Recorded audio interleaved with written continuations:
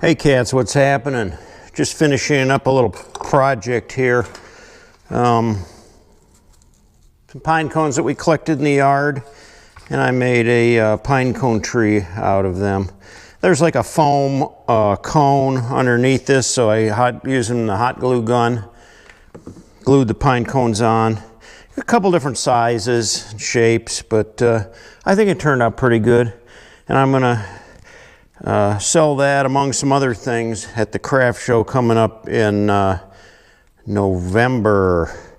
I'll talk about that some other time, but just trying to get some stuff prepped for the craft show.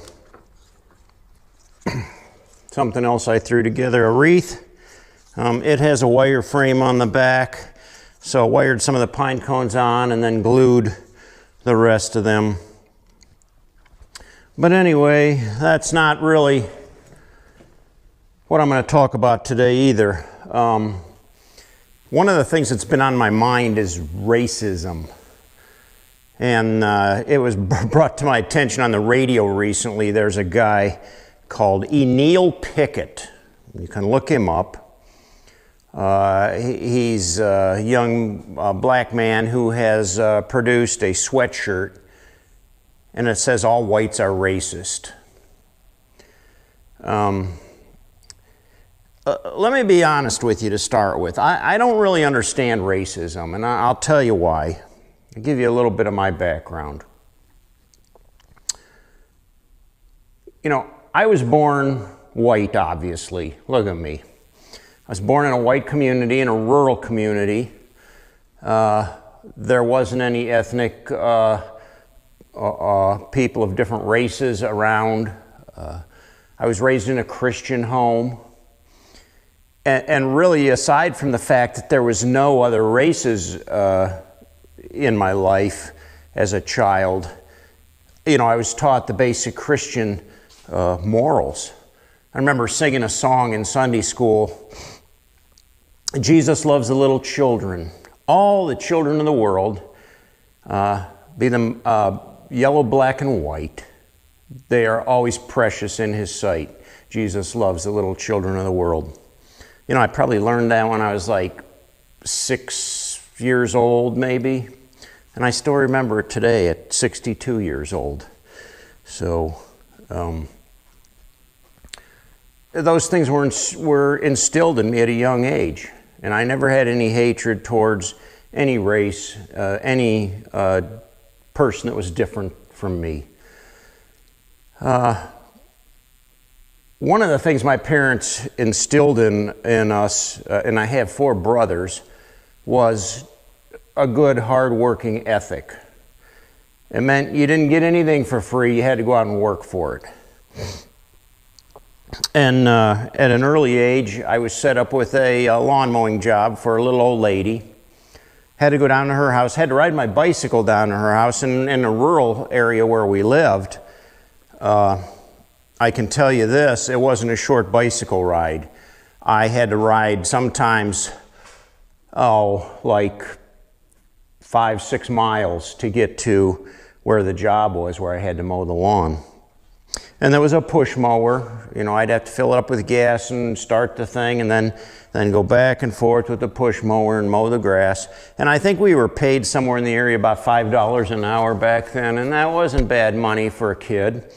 And we tucked it away, we saved it for some of the goals that we wanted. And of course, one of my goals was a motorcycle and a vehicle. And so I saved that money for that purpose.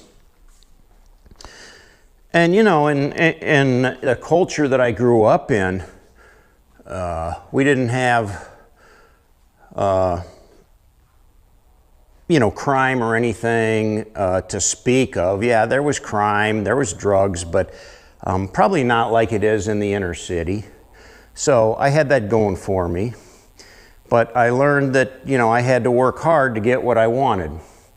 As I got a little older, I got employed on a Arabian horse farm. I actually started mowing grass there, and then kind of promoted up to running some equipment, baling hay, cleaning stalls, working some of the horses.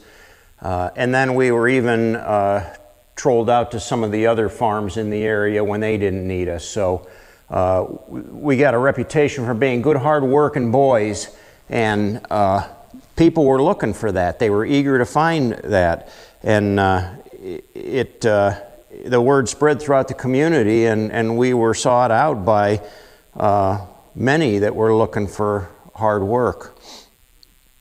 After I graduated high school, I got a job, a seasonal job, and I started at the bottom doing janitorial work, cleaning toilets, raking leaves, again pushing a lawnmower, emptying trash, just doing some real low, bottom of the barrel jobs.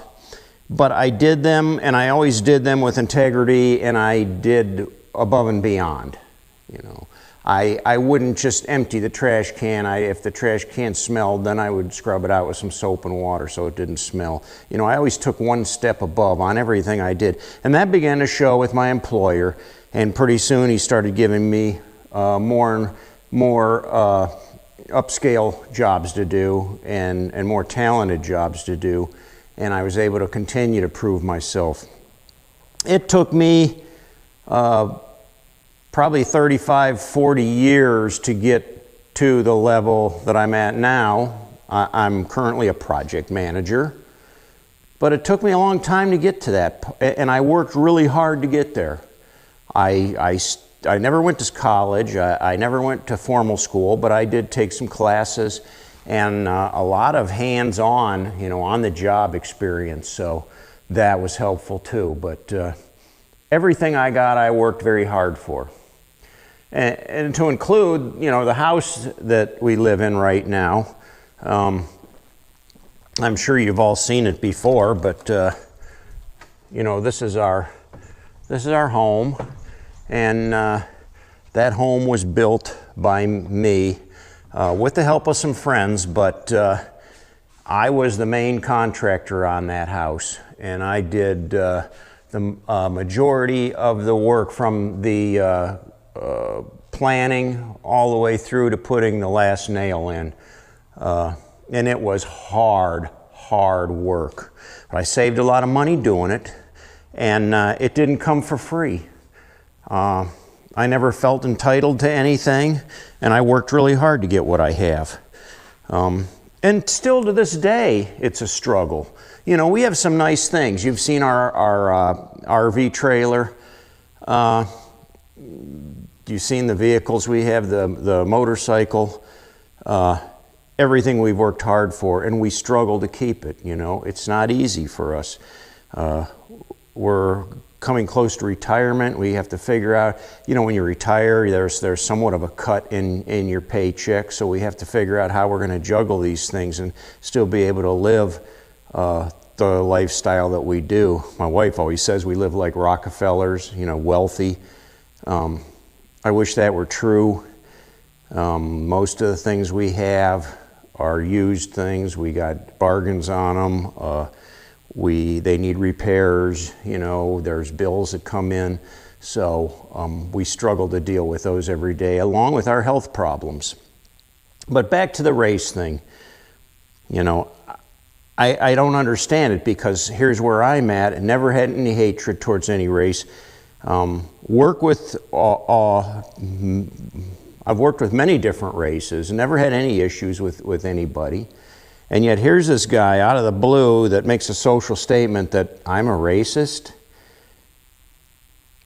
Where do you get off telling me that I'm a racist? Where does that come from? Because, my definition of racism, whenever I hear racism, I think of Adolf Hitler, who had such hatred towards the Jews. And he captured them, he loaded them on freight trains, he tortured them, he experimented with them, and he slaughtered them, killed them in masses, and burned them in kilns. That's racism at the extreme. So I look around this country today, and obviously there's racists. Yeah, I know that. I've seen them, and I've heard them. I don't know any personally, but I've seen them through the media. So I know there's people out there that hate races, but I see a lot of racism coming at me through the media. and I've talked about this before, people, the media is telling you what hype they want you to see. Now, if there's a uprising in the South or in California, or there's a demonstration or a picket or a riot, the media is going to elaborate on that. And they're going to somehow feed, certain biases into your mind to make you think that the way they want you to think. And people will listen to that stuff. And some of that stuff stays with you. So, as I said before, the media, I just hate the media. I just hate it, because they're feeding us what they want you to hear. And in general, it may not be that way, particularly where you're at. In my community, I don't see any outright racism. Like I said, I work with people every day. There's people of different races that have much higher paying jobs than I have. And I respect them, and I respect that. They've earned it. They worked hard for that. So I don't see any racism. I don't understand it. I don't see how some people are crying racism. And what I sense more than ever with a lot of these groups are they feel entitled. They feel like they want something handed to them for free. They want some kind of retribution. What do they want? What is it that they want? I don't know. I don't even think they know. If they were offered the world tomorrow, would they still be happy? Would they have exactly what they wanted? If they were given anything to them on a silver platter, would they be content with that? I doubt it. I doubt it. I think some people like to complain and stir up contention and chaos. They like to get others on board with them by ranting and raving through the media. And, just like this guy, this Eneale Pickett, who has really promoted some odd stuff, and to even come out and say that he would like to see the police force eliminated in this country, that people should live on self-defense tactics alone. That's absolutely insane. And then for him to say that all white people are racist is another insane statement. But again, through the media, I saw that. I saw the sweatshirt, and right away I was angered. Okay, now, I probably shouldn't have even looked at that. I probably shouldn't have even seen it. And no, it doesn't make me look at all black people that they think I'm a racist. But when I think of him, I think, good grief, what kind of issues are you trying to start, buddy?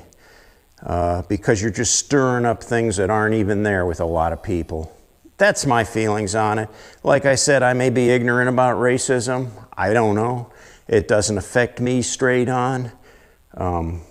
I worked hard to get everything I get, and I don't care who you are, where you came from, what your background is, what color your skin is. If you work along beside me and earn what you have coming to you, good for you. Good for you. I pat you on the back. I commend you for that. But if you're going to sit on your laurels and expect a handout for whatever odd reason, it's undeserving. It's absolutely undeserving, and I hope you don't get it. That's my rant for today. That's all I got to say. Until next time, ride hard and die free.